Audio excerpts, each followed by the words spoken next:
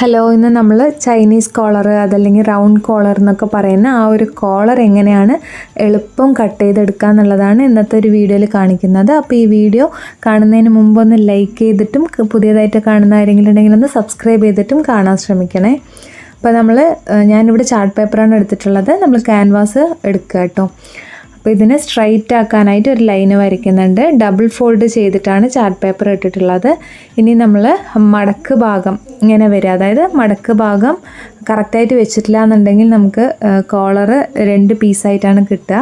Okay, ഇനി നമ്മൾ മടക്ക് ഭാഗത്തിൽ നിന്നും എത്ര ഇഞ്ചാണോ നമുക്ക് കോളറിൻ്റെ അളവ് വേണ്ടത് അത് മാർക്ക് ചെയ്ത് കൊടുക്കുക കേട്ടോ.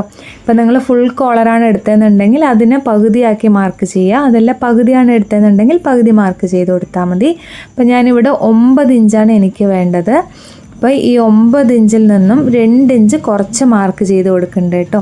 അപ്പോൾ നിങ്ങളുടെ എത്രയാണ് 8 ഇഞ്ചാണെങ്കിൽ 8 ഇഞ്ചിൽ നിന്ന് 2 ഇഞ്ച് കുറയ്ക്കുക, അങ്ങനെ 2 ഇഞ്ച് കുറച്ച് മാർക്ക് ചെയ്ത് കൊടുക്കുക.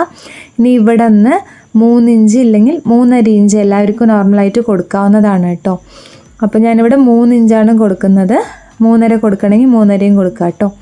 ഇതുപോലെ ലൈന് വരച്ചിട്ട് ഇനി നമ്മൾ ചെയ്യേണ്ടത് താഴെയുള്ള ഈ ഒരു അളവിൻ്റെ സെൻറ്റർ ഭാഗം കണ്ടെത്തുക എന്നുള്ളതാണ്. അപ്പോൾ നിങ്ങൾക്ക് എത്രയാണോ ഉള്ളത് ആ അളവിനെ /2 ചെയ്ത് മാർക്ക് ചെയ്യുക കേട്ടോ. ടേപ്പ് ഇതുപോലെ മടക്കി മാർക്ക് ചെയ്താലും മതി. ഇനി നമുക്ക് അടുത്തത് ഫ്രഞ്ച് കർവ് വെച്ചിട്ട് നേരത്തെ മാർക്ക് ചെയ്ത 3 ഇഞ്ചും ഇപ്പം നമ്മൾ സെൻറ്റർ ഭാഗം മാർക്ക് ചെയ്തുവല്ലോ ആ ഒരു പോയിൻറ്റും കറക്റ്റ് ഈ ഒരു ഫ്രഞ്ച് കർവിൽ ടച്ച് ചെയ്യുന്ന പോലെ വെച്ചിട്ട് ഒരു കർവ് ഷേപ്പ് വരച്ചു കൊടുക്കുക. ഇനി നമുക്ക് എത്ര ഇഞ്ചാണോ കോളർ വേണ്ടത് ആ ഒരു അളവ് മാർക്ക് ചെയ്ത് കൊടുക്കുക കേട്ടോ. ഞാനിവിടെ 1 ഇഞ്ചാണ് മാർക്ക് ചെയ്ത് കൊടുക്കുന്നത്.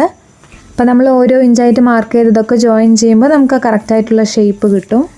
ഇനി നമുക്ക് എത്രയാണോ കോളർ വേണ്ടത് ആ ഒരു അളവ് കിട്ടുന്നുണ്ടോ എന്നുള്ളത് നോക്കുക കേട്ടോ. എനിക്ക് 9 ഇഞ്ചാണ് കോളർ വേണ്ടത്. ഇവിടെ 9 ഇഞ്ച് കറക്റ്റായിട്ടുണ്ട്.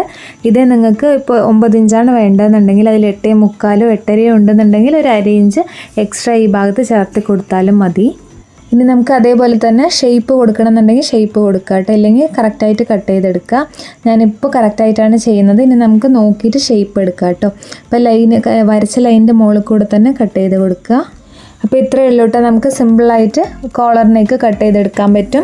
അപ്പോൾ ഈ ഒരു വീഡിയോ നിങ്ങൾക്ക് ഹെൽപ്ഫുൾ ആയിട്ടുണ്ടെന്നുണ്ടെങ്കിൽ ഒന്ന് ലൈക്ക് ചെയ്യാനും പുതുതായിട്ട് കാണുന്ന ആരെങ്കിലും ഉണ്ടെങ്കിൽ ഒന്ന് സബ്സ്ക്രൈബ് ചെയ്ത് സപ്പോർട്ട് ചെയ്യാനും മറക്കല്ലേ.